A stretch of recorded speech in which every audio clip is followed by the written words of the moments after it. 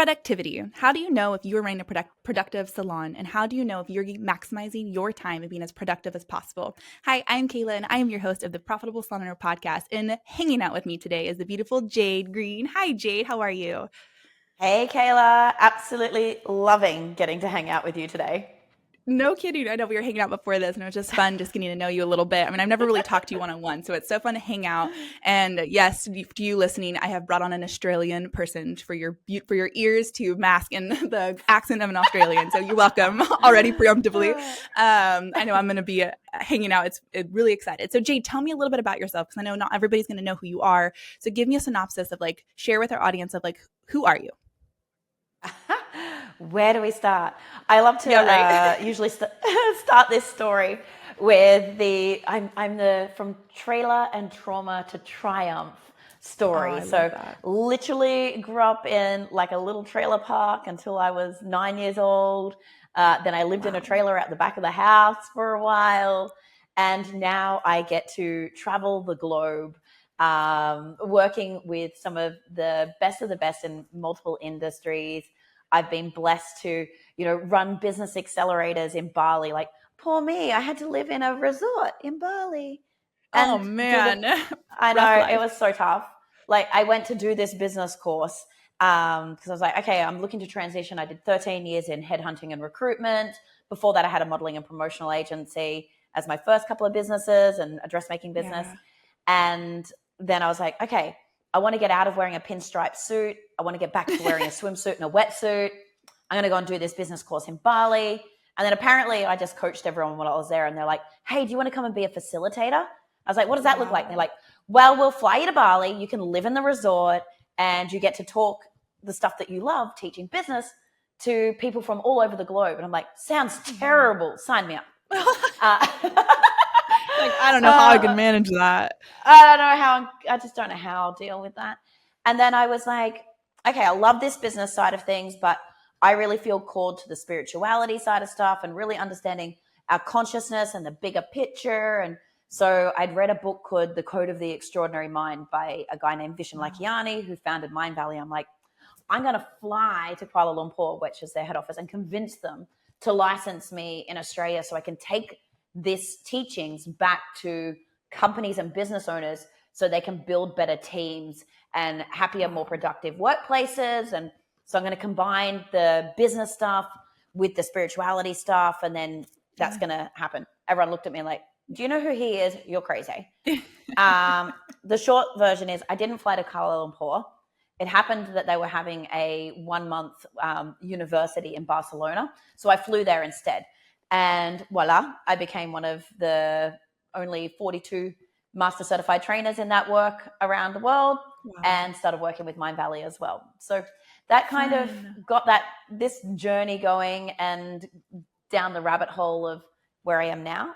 But the last couple of years, Kayla, I think what's going to be more exciting for your audience right now, based on the topic we're talking about, is through Mind Valley, through this stuff, I found a guy named Stephen Kotler, who's written a number of books on peak performance and flow state specifically, and how flow state makes us instrumentally and incrementally, exponentially drive our performance and productivity. So I've spent the last 3 years studying with them on the neuroscience, neurobiology, psychology, and biology of flow state, which drives peak performance and productivity.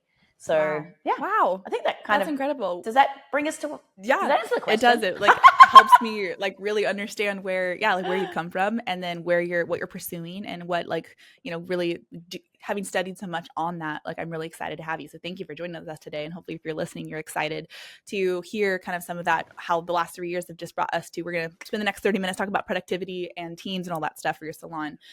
So before we kind of jump into it, I'd love to know, because productivity, there's so many words that are defined many different ways, and I know success, Jason, who's been on before, talked about success success is determined on your perception. Success for some people is getting out of bed. Success for other people is reaching $1 million. So I want to take that concept and apply it to productivity. And is productivity universal, or is it really defined by what defines productivity for a human being? Oh, great question. My gut answer is it's universal. Because you either, I don't know how we're allowed to cuss on here, get shit done or you don't, right? You're either doing it or you're not. You either do the stuff or you don't do the stuff. Yeah. But people's appetite and the run rate that they have and how long they can dedicate is individual. However, it can be trained, because some people burn out more because depending on what other life stresses they've got going on, cognitive load, ability to process, the energy, the food you eat, the way you take care of your body, all contributes to your ability to use your brain power. And this is where a lot of people don't realize. They think, oh, if I just get better at this one thing, but you cannot be in peak performance and peak productivity if you're not looking after your physical health and the food, like garbage in, garbage out. Like if you are not giving your body high performance fuel, you're not going to have the energy to drive your brain. The brain chews so much energy. So you've got to really think about how are you optimizing your system to be able to focus and to be able to do the energy, and how are you lowering your cognitive load to be able to actually apply yourself. And then I'll kind of segue to one of the other biggest problems that we have with productivity is everyone's getting tarred with the ADHD brush. Now, my psych said I have a cracking case of ADHD, and I'm like, nice. On the medical scale, where's cracking? Like middle of the road, top of the road. And he's like, don't worry, you wouldn't have achieved everything you've achieved without it. And I'm like, okay, good. Yeah, that's good news. Okay, good, great. But this is part of my study around this, is so I can manage that. Yeah. But so a lot of people are getting tarred that way, is they don't actually have real the chemical imbalance, the brain psychological side of ADHD. They have ADT, attention deficit trait, which is driven, and ADHD is also stimulated by it and managed by this as well, is purely driven by our environment. Bright colors, loud sounds, addictive things that are spiking our dopamine, distraction. So think Facebook, Instagram, back in the day, Candy Crush, like any of the video games, TV shows, everything that's designed with bright colors, loud noises, or have a psychologist behind it going, how do we make this thing more addictive to humans? Yeah. Is causing you to fry out and tanks your productivity. Wow. So why I say it's universal is if you learn how to manage all of that and you understand all of that, then and you look after your physical and mental health, then you optimize yourself for productivity, and then that can be universal. But we've got to get everyone onto the level playing field first. Wow. Yeah. So I can imagine we can talk through some of that. Yeah, exactly. I was like thinking like, man, I can imagine people are listening and be like, okay, that sounds really, really great. Here I am at this level, probably not eating right. Or I know, like, I feel like a lot of people know that, you know, whether you're eating right or not, or whether you're filling your body and protecting your body from the environment. And so how does one begin to take those action steps? Like, yes, I know I want to be more productive. You're saying this is how. Where do people start? If they're at ground zero, where do they start to begin? Yeah, self-awareness and really paying attention to yourself. So when I start working with clients, I go, okay, food, for instance, just take a journal. Like, you know how people get 3:30itis usually in corporate world, but it's usually because you've eaten something for lunch and then you're crashing, crashing in the afternoon. If you actually start to monitor that, you can go, what food did I eat? Where's my body in the processing system? And that's tanking me. And so you can start to figure out what food gives you energy and what food crashes you. Or like if you're on high sugar, you go bang, like, oh, I'm going to have a Coca-Cola because I need to get this done. And then 2 hours later, you're like, I crashed. Right? It's effective. I don't know what happened. Maybe I'm tired. No, you sugar crashed. Right? Yeah. So it's starting to understand that and how you can level that stuff out. So paying attention to how you feel after you've had certain things. So keeping just a journal like that. Okay, I ate that. Like 2 weeks ago, I'm like, oh my God, I don't know why I'm so tired. I'm always the Energizer Bunny. And all I had was one of those stupid salads, like the food that the food eats. Like that's why this is why I don't eat the food that the food eats, because it makes me feel like shit. And then I was like, 2 weeks later, had this massive realization. I'm like, oh, it had turkey in it. Turkey has tryptophan. Turkey makes you go to sleep. Oh, wow. Don't eat turkey at lunchtime if you want to No be wonder everyone productive gets in the tired on afternoon. Thanksgiving. Right? That makes This so is much like sense. this is actual science. The tryptophan in the turkey makes you sleepy, not good for productivity. Oh my gosh. Here I am. That makes so much sense. I was blaming the lettuce. I'm like, it's all the lettuce's fault. Yeah. Of course it is. I mean, that's the best thing to do. Of course, lettuce is bad. No more lettuce. Well, lettuce offends me. Okay, and so it was like the first. I'm like, it's you, lettuce, and then I'm like, oh, crap, it was turkey. Crap. But like I can really see that. Like if I have that, burn. So this week I'm like, no turkey. We're on the beef. But there's certain things I can really pinpoint now that if I have heavy carbs like pasta or anything, a good night. Like, do not ask me to proofread anything in the afternoon because I'm going to be like, it's crazy how much food affects your body. Yep, sugar. It might spike you, and it can cause hyperactivity, so you can't focus. You look like you're busy. You're running around like a hummingbird, but you ain't getting shit done. Yeah. Wow. Right? You got a million different things going on. You look great. Over there. Oh shit! You look like you're being productive, but your brain is like, help me, I'm done. Yep. So, firstly, analyzing that and just taking note. When did I feel great? When did I feel sleepy? When did I feel sluggish? When was my brain scattered all over the damn place? Like, what happens? Like, my client, I spoke to him the other day. I'm like, what's going on? He's like, oh, I had too many coffees. I'm like, oh no, we're not back there again, are we? I'm like, step away from the coffee. Step away. Well, he turns into cranky.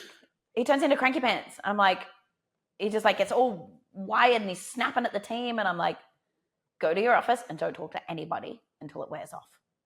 Until the coffee gets out of your system. Yep.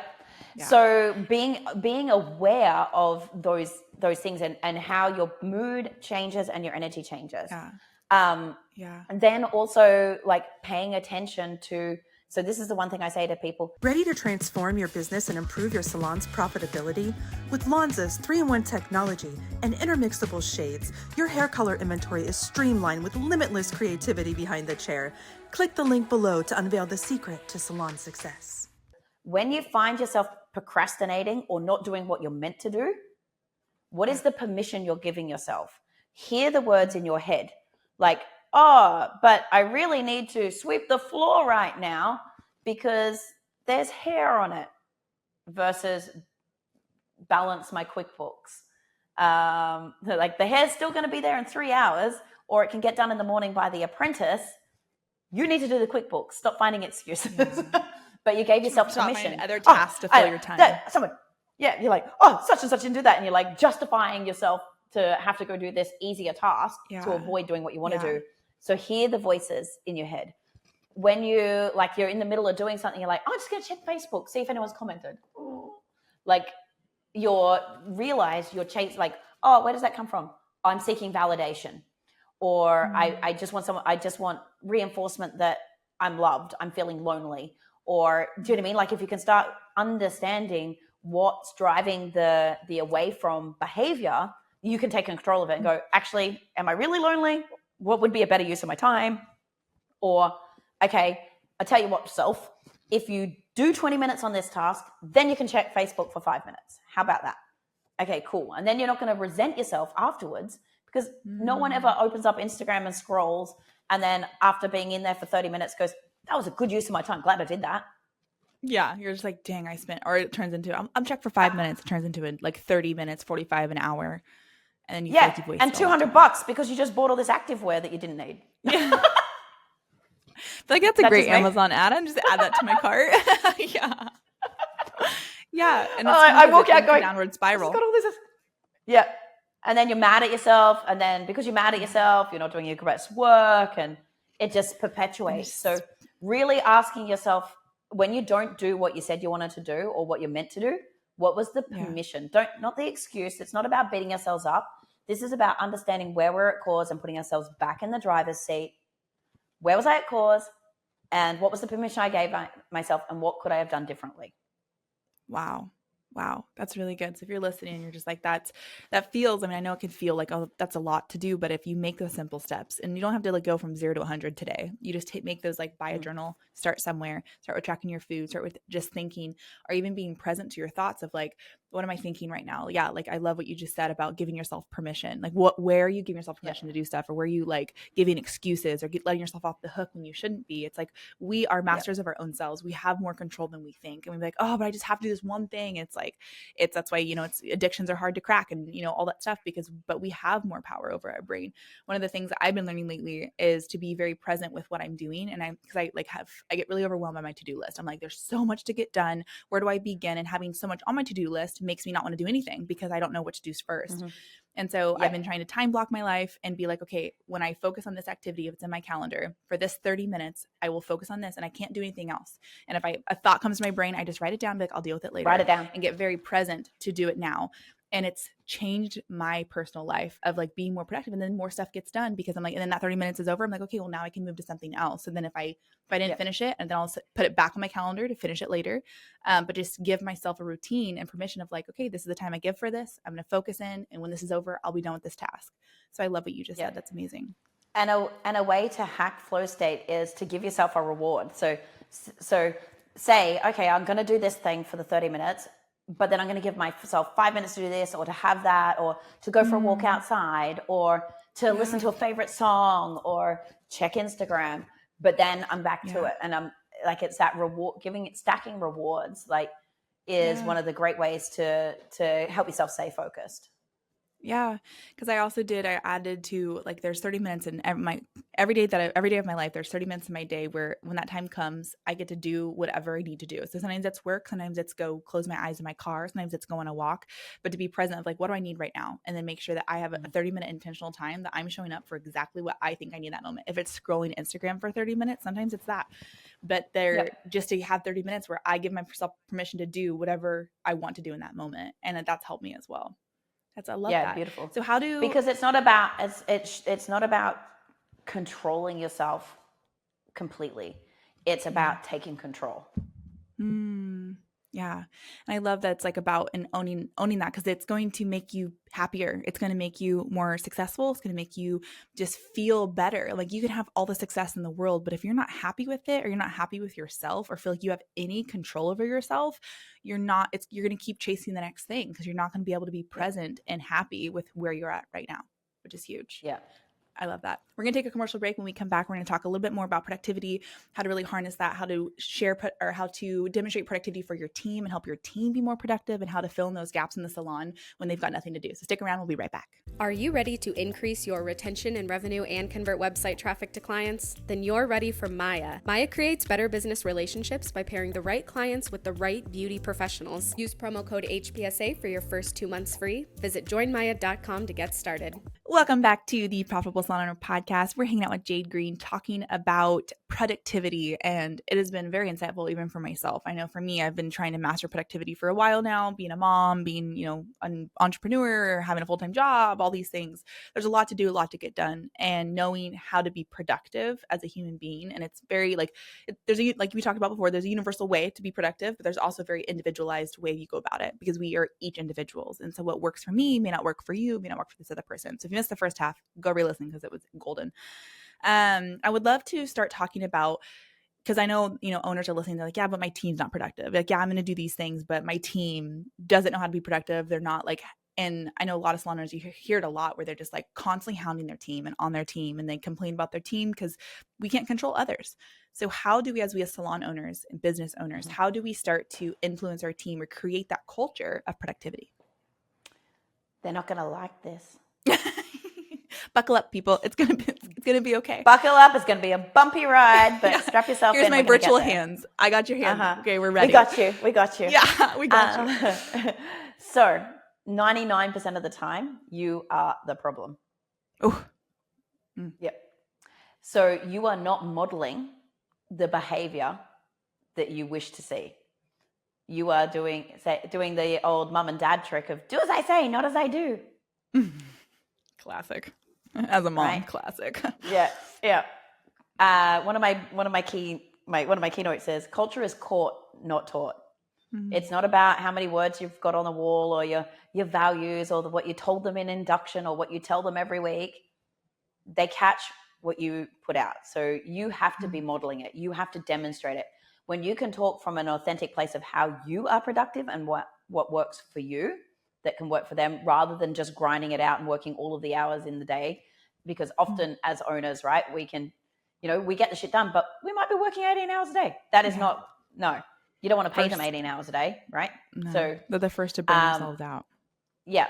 So you need to look at, firstly, how do you make yourself productive and visibly productive when you're in front of them, right? So work on that first. Be able to share with them, like, okay, what I found was I would lean into, like, vulnerability is the key, right? We want to be able to own it for ourselves, own like what we do, because when they can see that it's real for you, it's real for them.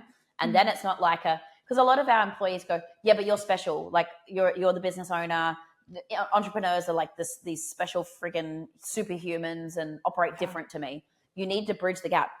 You need to find the common ground and show them you're just a human that put on your pants the same way as well. Right. So then when the gap is bridged, it's easier for them to step into it. So I always, like, with my group coaching clients, I do an ideal week planner for myself. Everything is time blocked. Everything is color coded by the energy I need to be in, those focus sessions. Everything is there. And every Sunday I send a screenshot of mine to my group as well, so they can see that I'm living mine. And I will share with them when we go through reflection, what worked, what didn't work, and what was the permissions. I will share with them the permission I gave myself was X. I was busy being busy. I over delivered for my client because I was in avoidance, because I was scared of rejection and putting out this new proposal. So I left that to the last minute and allowed myself the permission to help somebody else out of avoidance. Oh, crap. And then they can go, oh, crap, I do that too. Or they're willing to openly share because now I've shared. Vulnerability right? meets vulnerability. Yeah.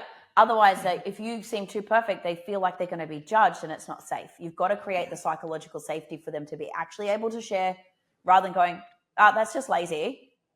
Like, if you look at them with that face, then they're not going to share the truth and you're not going to be able to coach them. Are you still guessing what your color services are actually costing you? Guessing the cost of your services is eating into your profits. With Salon Scale, you can separate your parts from your labor and charge for every drop of color used. Stop letting your back bar drain your earnings. Click the link in the description to get 10% off of your first year or start your free trial today. Salon Scale. Profit starts with every mix. So the first thing is you need to show up and model the behavior you want them to have. You need to be able to share from your own experience and help them see the gap. And you need to be able to open up feedback loops. So if you don't have you need to have psychological safety where everyone feels safe to be able to show up and not be judged as a human, like judged on give them feedback on the task, not on who they are as a person. And creating a culture of feedback on yourself, on what were you thinking at that moment? How did you feel? But then being able to talk about things, go, hey, I saw the other day, like, your client didn't show up and we had this gap, and, your station was a bit of a disaster because you were super busy the day before. Get that. But rather than getting to it and cleaning it up so that we had the workspace that we like, because we always want to have a beautiful salon. When people walk in, it neat and tidy and it's delicious. It looked like you were just kind of literally pushing the broom around the shop. Or it looked like you were on your phone. Can I ask, what was it that made you not want to clean up your station? And give them, like, was it you were overwhelmed because there's just so much stuff there? Is it like, what was the friction for you? And then just let them talk. And they're like, oh yeah, like, well, I really hate this. I don't like how my hairdryer hangs there. I'm left-handed and the bloody things are all on the right-hand side. And so you resent the system because of X. Okay, what can we do about that? Yeah. Or, do you know what I mean? Like, you don't understand what's happening in someone's head until, like, I'm OCD, and if it can't be done perfect, I don't want to do it at all. And I didn't think I had time to do it perfect, so I just left it. Okay, how can I support you in that? Yeah.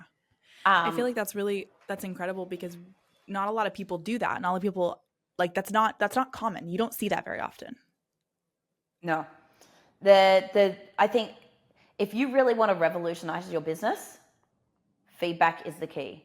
Self-feedback for self-awareness and honesty and truth, and creating feedback loops with your team and being able to share openly, like, okay, when you did that, it made me feel like this. Or, when you show up late, the story I'm telling myself, I lean on Brene Brown for that.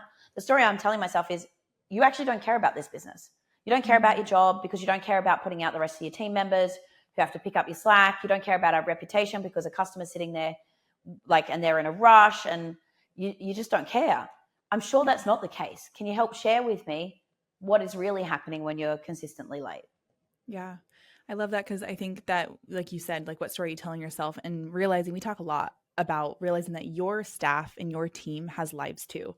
They have things going wrong in their life, whether they're mothers or in college or at school or whatever is happening. They have a life and a story of their own of what makes them. And half the time they're not even aware of it. They just are acting and behaving, and then they get in trouble, or, you come at them really harshly and they're just really struggling with something else that has nothing to do with you. And so I love that opening, and like you talked about before, bridging that gap of like between you are this like salon owner, high and mighty, like, you have to hold yourself in this high regard, or you can get very vulnerable and very human and be like, yeah, I struggle too. Be like, sometimes I am running late and things like that. Like, what happened this morning? How can I support you? Like, in opening that conversation to be like, I care. Like, I don't want you to be late, but I care why you were. So let's talk about why, Yeah. because then people are going to connect with that more and they're going to appreciate it. And then that's how you fix those problems. Yeah. And the thing is, most people haven't thought through the consequence. They just thought that, they're late, maybe they're going to get in trouble. They haven't thought about the client who's sitting in the chair, who's stressing out because they've got to get to a meeting, and every minute you're late is making them late. Yeah. And they haven't thought about Huge. how that feels for them.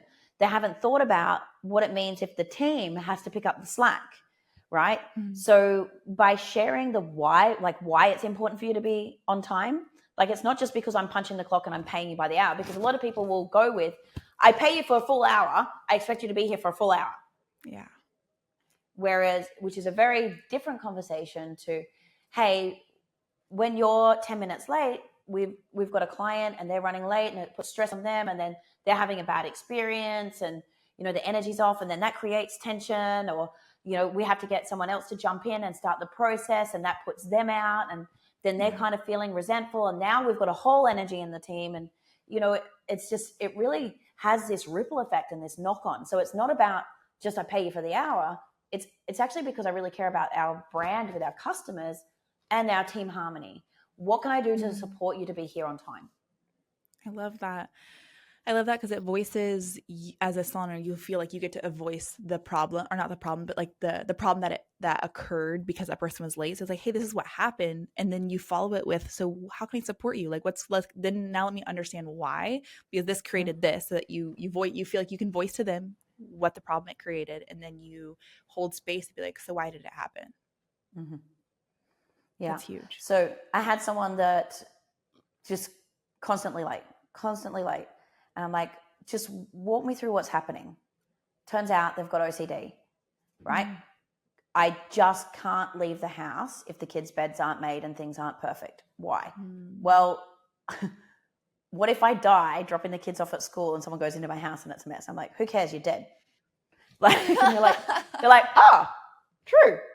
I'm like, okay, what else can we do then? Like, what's the knock on? The kids are getting late to school. Then there's a problem. Okay, let's backtrack. Let's set a new deadline. Let's start with, what time do you now need to get the kids at school? Then we start, okay, let's backtrack from that. Okay, your kids are 10 and 12. What could they do to start helping you? They could start making the bed. Okay, let's work through it. Don't assume that people are going to think through that, because if they're in an overwhelmed state, their ability to problem solve might have gone out the window, right? But help them backtrack. Okay, cool. So what time do we really need to get you out of the door to get the kids to school on time to make sure you've got time to get here? Okay, so don't think about your 9 a.m. start with us. Start at your 8:20 drop off with the kids. Because if we hit that deadline, we hit the next one. Opening a new salon or remodeling? Feeling overwhelmed? We've got you. At Collins, we custom build salon equipment made just for you in Tennessee, with local reps and designers to guide you from layout to delivery. Explore at collins.co/HPSA. I like that because then you're breaking it down for like what's workable for them. Like again, taking those small steps. If you look at like you need to be here, you go backwards and be like, okay, what is happening in your life that's making this occur? And then how do you make those small little steps that can just push you towards the desired outcome, which is being at work on time. I know this is like speaking to me because on the days that I have my son, that's me. It's like, okay, I got to leave the house by 7 a.m. in order to get my son all the way to school to get to work on time. Mm-hmm. And I really, really struggle. I even tried waking up, but then things go wrong. And I'm just like, and I've the permission I give myself is like, well, I can't control the mood my son is in the morning, whether he lets me get ready for work or it's a rough morning. Yeah. And so I've just given permission. So I don't put in boundaries or think about anything else. I'm like, well, it's up to my son. Whether I'm going to be late or not, it depends on how he wakes up. And so this is honestly even speaking to me to be like, well, is that really what's workable? What changes can I start to make sure that's not what's happening? Yeah.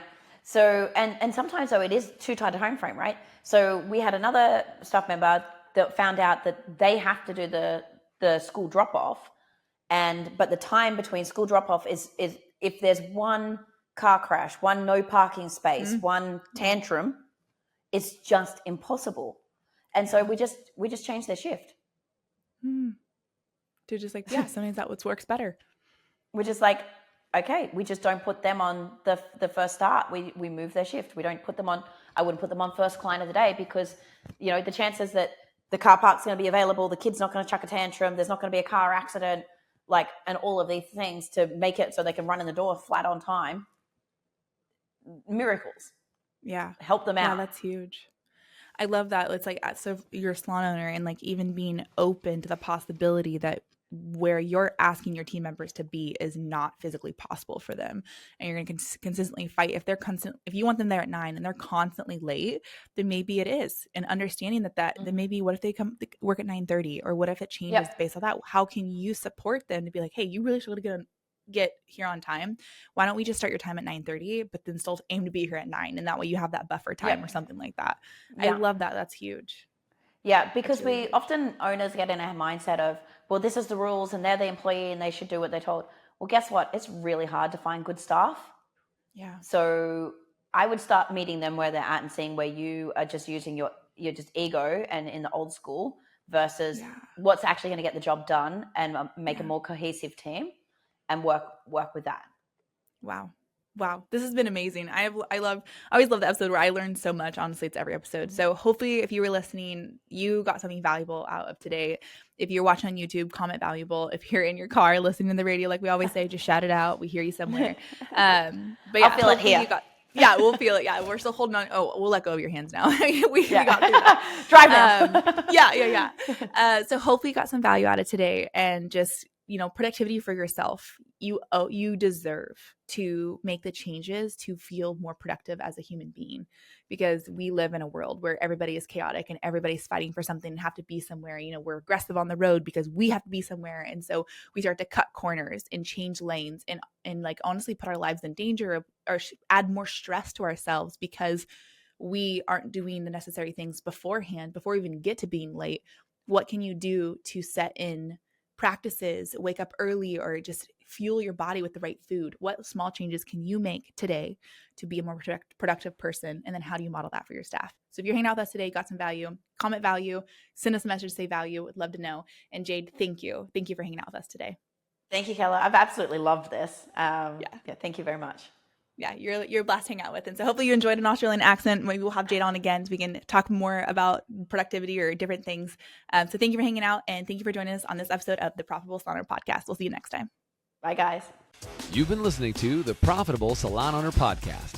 Be sure to like, subscribe, leave us a review, and check us out at profitablesalon.com for more episodes, content, and to help you turn your salon into the business you've always dreamt of.